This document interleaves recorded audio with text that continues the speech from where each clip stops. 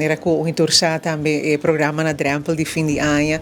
Ano passado, 2023, a bini petição na Comissão Drenta comporta possível para nós fazer algo de Páscoa, um programa.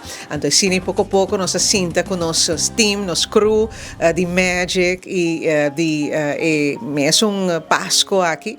Então, agora nós avisamos aqui, aqui também vira nossa comissão chama, nos amigos também para lo que é tema musical, com nossa lança AWE, el logo, começar a desenhar, que me preparação a começar, mas pensa nome que está simboliza Páscoa e me te quer esse sentimento que nós trece dilante do programa Páscoa riba sumesta algo mágico, algo encantado. Anterior nós avisamos e seita me te quer o nome que está club, não? Que está quadra com programa que está denomina o sentimento de Navidad, de Páscoa na Aruba, e ela vira Páscoa encantada quando nasce.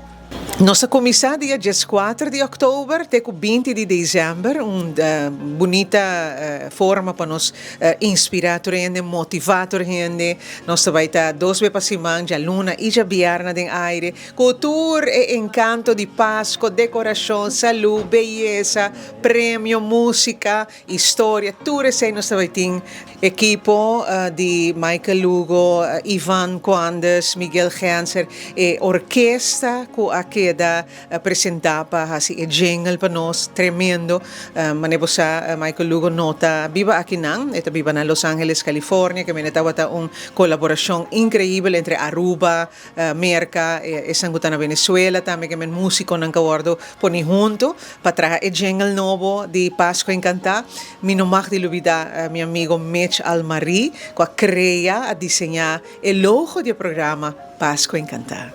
Aqui na Lumita continua com segmento do programa Páscoa Encantada que também chama Arubanita Encantada.